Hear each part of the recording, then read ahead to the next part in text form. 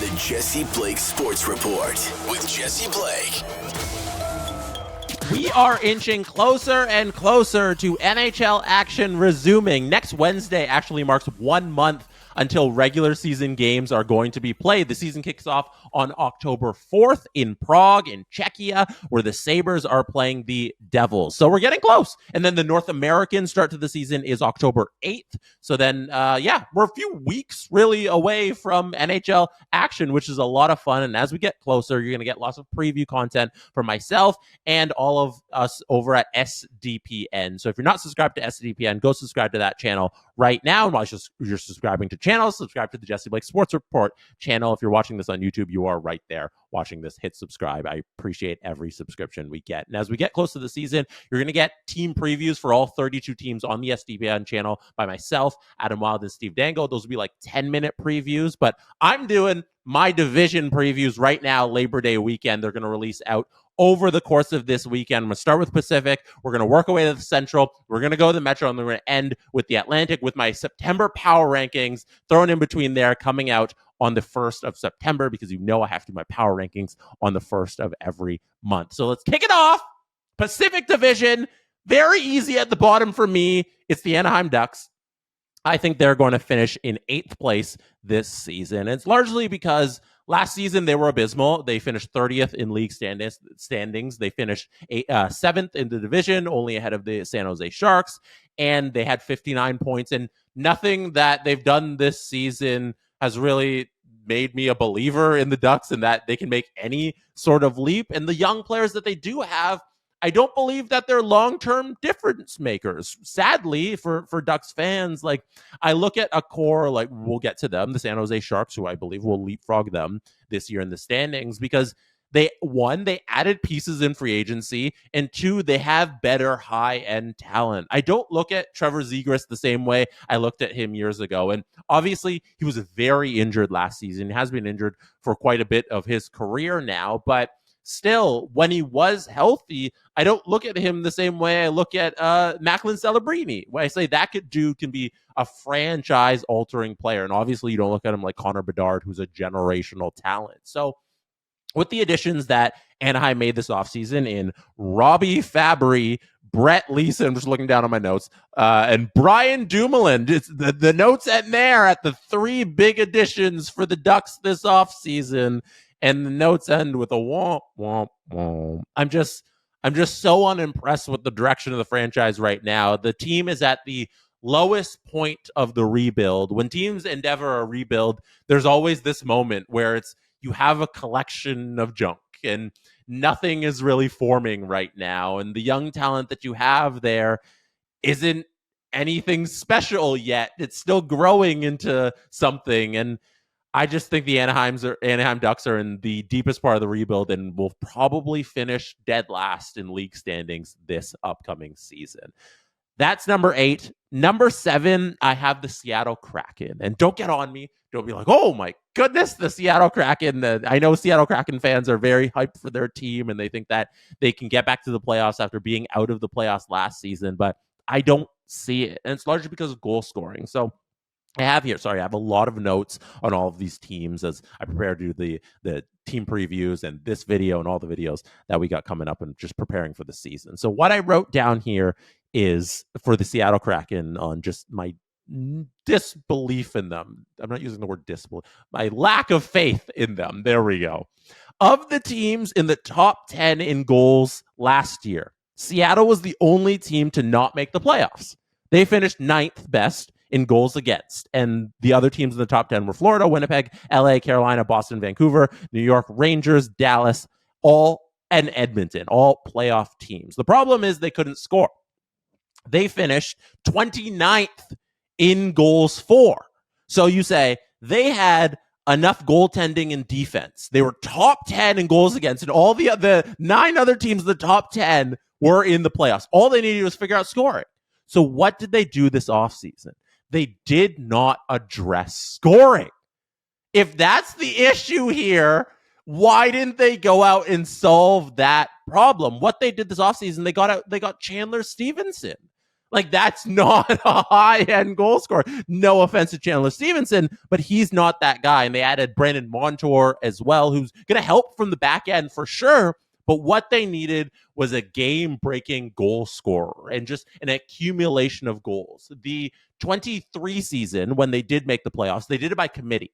They got some amazing performances out of guys like Jared McCann and Yanni Gord, and Matty Beniers had a good season there, but they can't expect those seasons again. So if you look at Matty Beniers in his rookie season, he had 24 goals. And then last year, he drops to 15. So you expect like that's going to regress to somewhere. I think he's probably going to be back to the 24, 25-ish goal scoring output. So that's what? 10 more goals on the board. Cool. That's not enough of production to put you into the category where you got great defense and great offense and you're a playoff team. I mentioned Jared McCann. Jared McCann went from 40 goals in their playoff year to 29 goals. His 30 goals is probably more Jared McCann's output each season. I don't think you can expect the 40-goal season. So where are these goals coming from is what it comes down to for me. And if we're talking about how great they were at stopping the puck from getting into their net, we can kind of expect it to stay, but I don't expect it to be that high again. I don't expect Joey Decord, who had a 916 last year, to keep that up. And maybe it'll be in and around there, like a 910, but that means you're regressing a little in goals against, and what? Your goals for go up a little? That, to me, is a recipe for a team that's not going to be in the playoffs, and I have them in 7th. And I think since they've been a team in the first year of their franchise, they finished 8th in the division. The second year of their franchise, they finished 4th in the Pacific Division. And then now the third year, last year, they finished 6th. So we have an 8th, a 6th, and a 4th.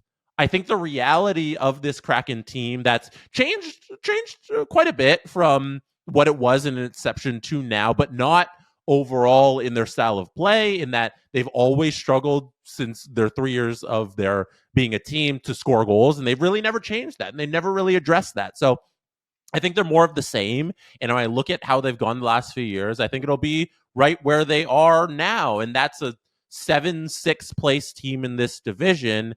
And I have them sitting in 7th coming this season. And ahead of them, yes, I do have the San Jose Sharks making a giant leap to 6th place in the Pacific Division. And it is because of the people that they brought in. So the San Jose Sharks this season have the opportunity to have at least 8 new players in their lineup come opening day. I'm going to list them off for you. Askarov, who they just acquired in the deal with Nashville. What a fantastic pickup for them, getting maybe franchise goalie for the foreseeable future for the San Jose Sharks. They also have Mackenzie Blackwood in net.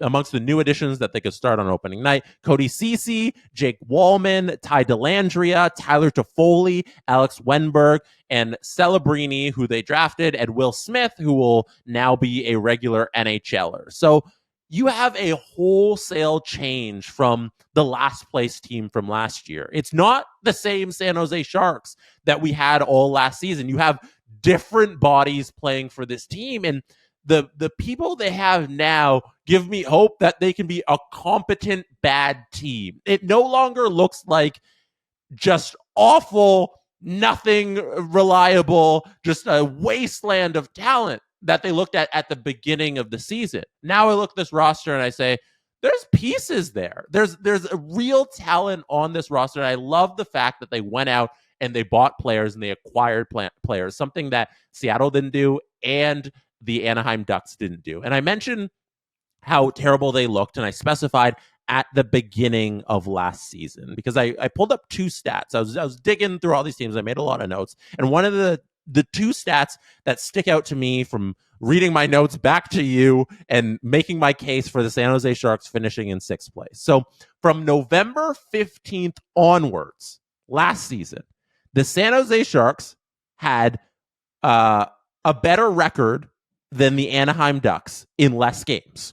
The Sharks had 42 points in 66 games, and the Ducks had 41 points in 67 games. So right there, we have evidence that if you take out the beginning of the season where the San Jose Sharks were completely awful, they were a better team than the Ducks. When they got their footing under them that's a giant sample size, 66 games, they put up more points than the Anaheim Ducks. And I thought this was also fascinating. From March 1st onwards, so March 1st to the end of the season, the San Jose Sharks scored more goals than the Seattle Kraken.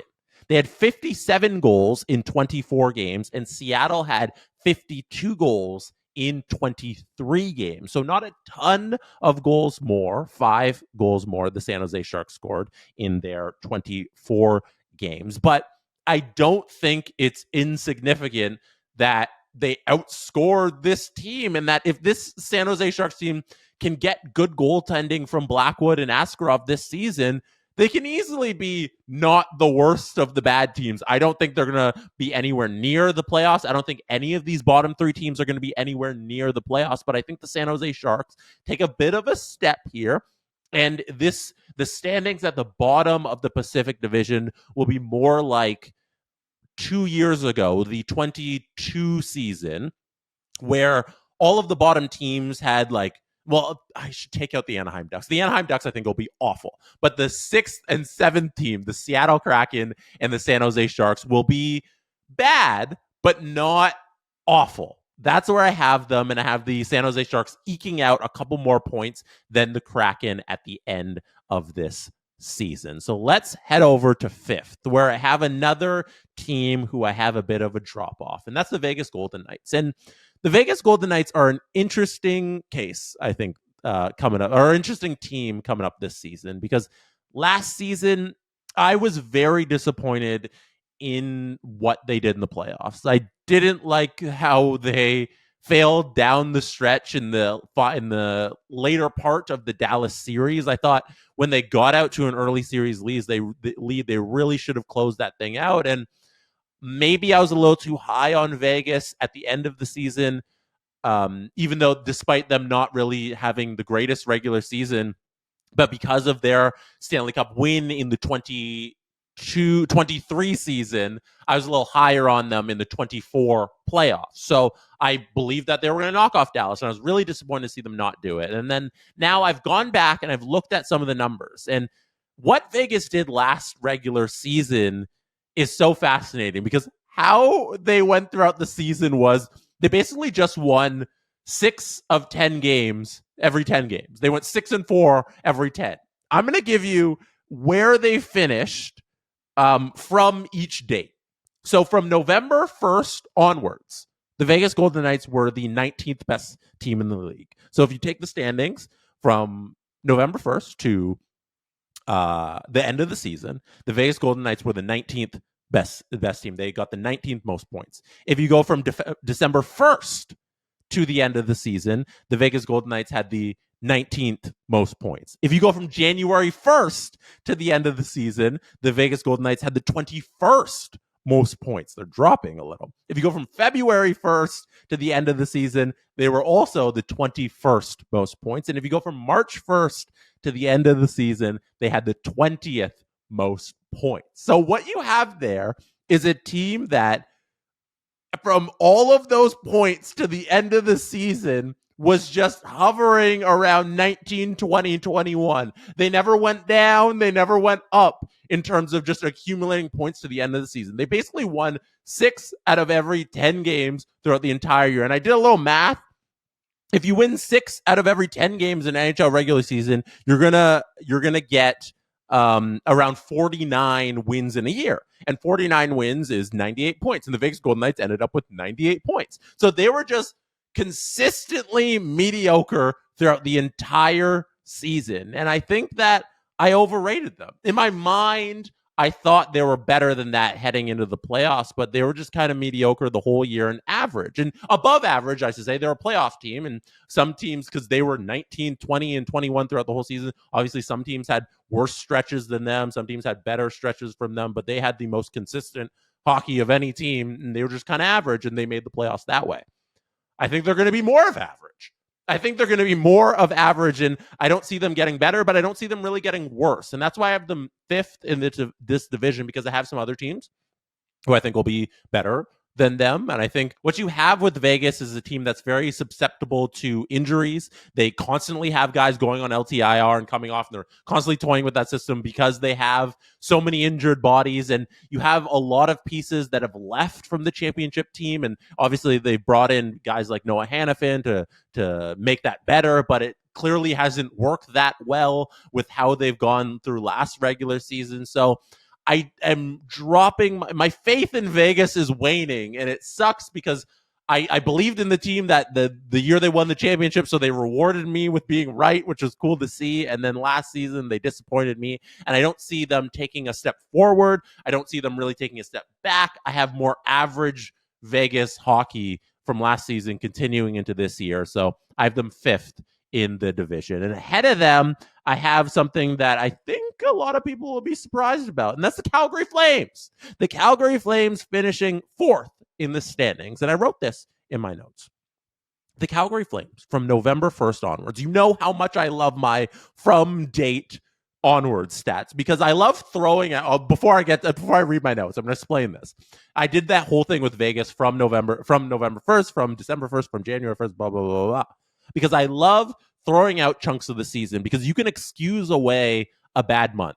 The Edmonton Oilers are a prime example of that. If you take away their start in October through like American Thanksgiving, then you look at the rest of the season, you're like, oh yeah, they're the Edmonton Oilers. They're very good. And a lot of times teams can get hot for a couple weeks and then show their true selves over the next couple months. But because the NHL season, the way you can rack up points, the weeks where you're hot or the weeks where you're bad can confuse your place in the standings. And you got to kind of look at bigger chunks of the season and take out those where you're either running on a PDO bender or just really hard, getting great goaltending, and just look at the giant sample size of where it's more accurate to what you are. So I love throwing out chunks of the season and looking at larger chunks of the season. That's my reasoning behind that. This is what I wanted to say before I gave that explanation. From November 1st onwards, the Calgary Flames scored more goals than the Golden Knights, Kings, and Jets. Unlike all those teams, Calgary didn't make the playoffs. Also, Calgary had a negative goal differential when all those teams had a positive goal differential. So if you look at the Calgary Flames, you say, oh, the problem is goal scoring, right? But we can break it down even more. They scored more goals than those playoff teams in their division last season from November 1st. That's very impressive.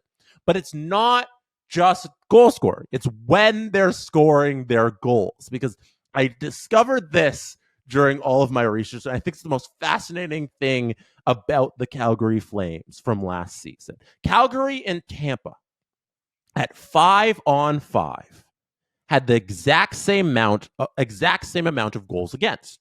They both allowed 267 goals last season.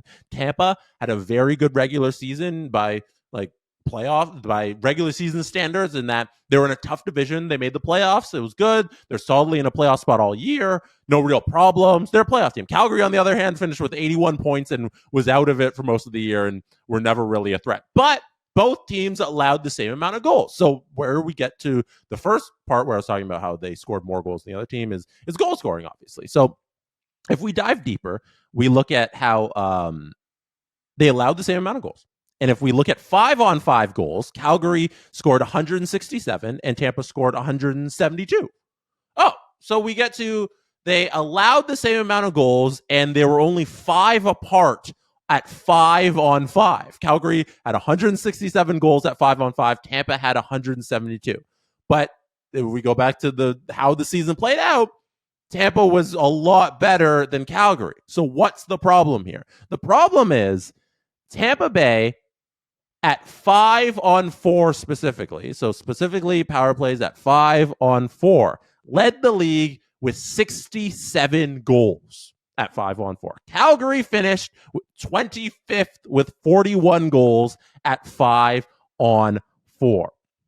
Once again, Tampa finished with 98 points in the regular season. Calgary finished with 81. The difference in terms of their goals against, 0. Their difference in terms of goals 4 was simply power play goals at 5-on-4, where they were at opposite ends of the standings. Ryan Huska, to all of that is to say, Ryan Huska, the head coach of the Calgary Flames, has only one job.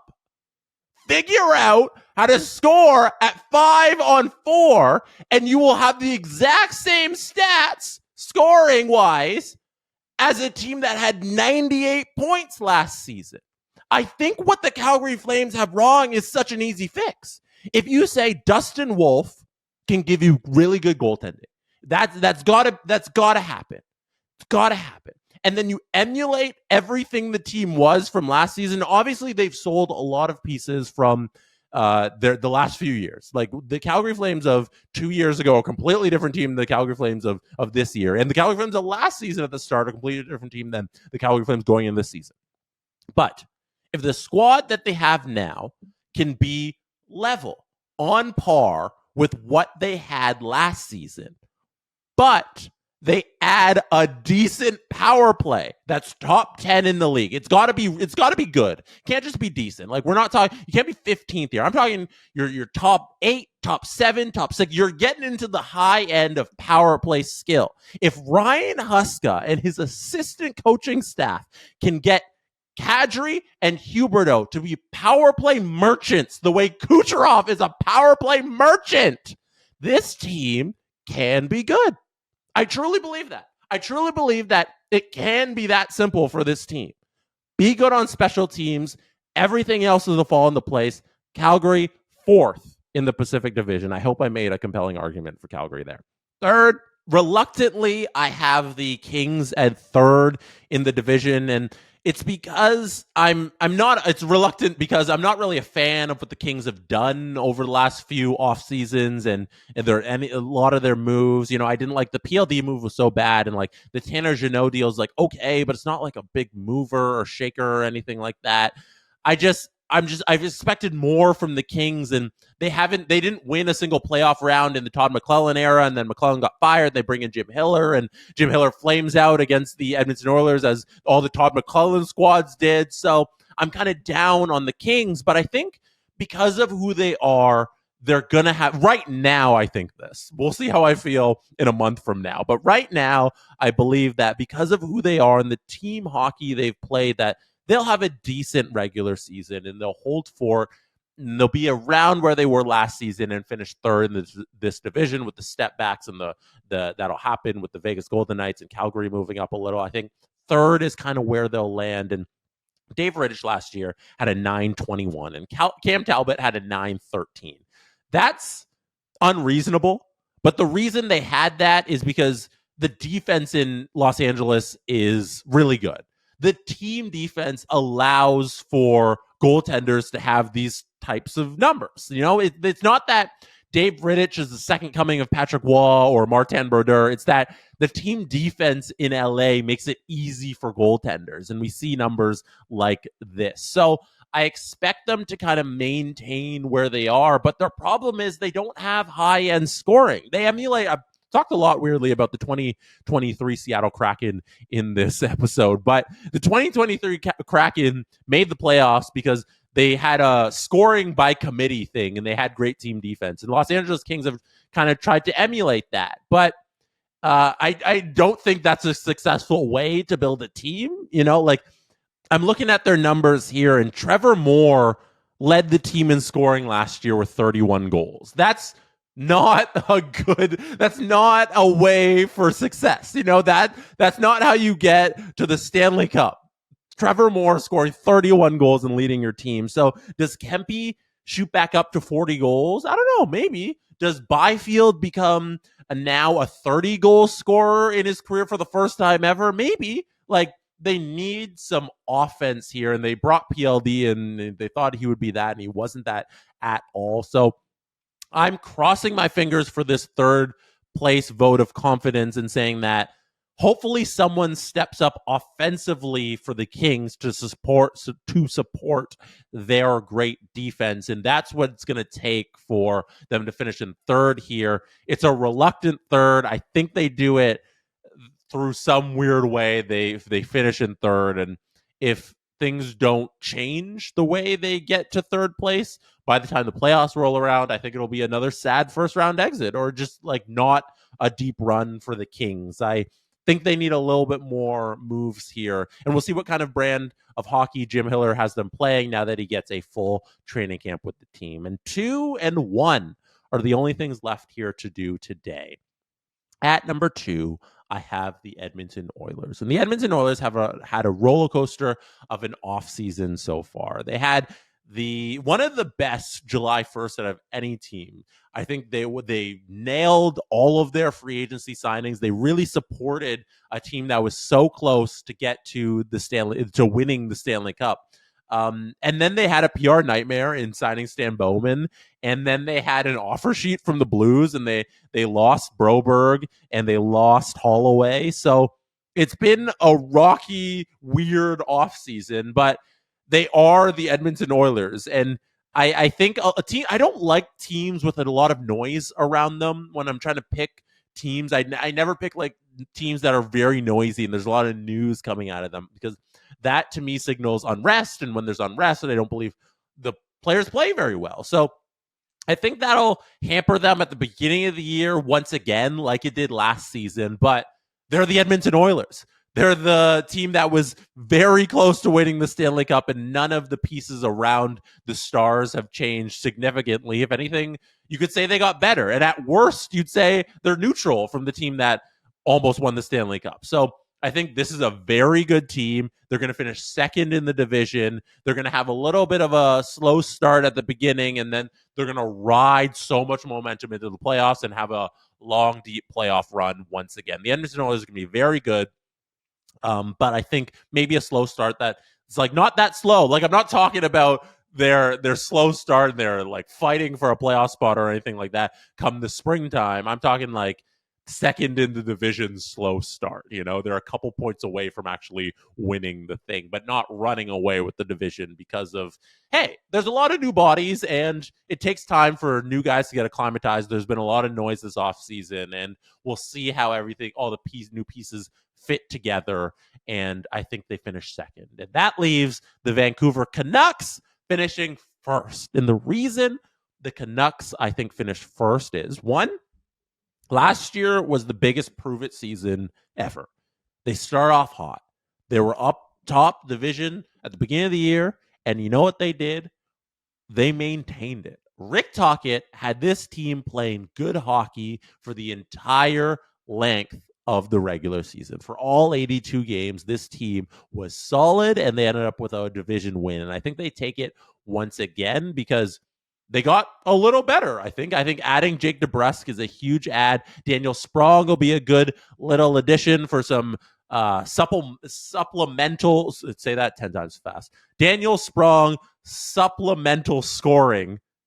Say there it is. I said it. It will be nice to get some depth scoring out of Daniel Sprong for that lineup. And I love what the Canucks showed in the playoffs, and they did all that without Thatcher Demko. And this season, maybe he's not ready for the beginning of the season. As I'm recording this, as you know, on Labor Day weekend, he might not be ready for the beginning of training camp. He might not be ready for the beginning of the season.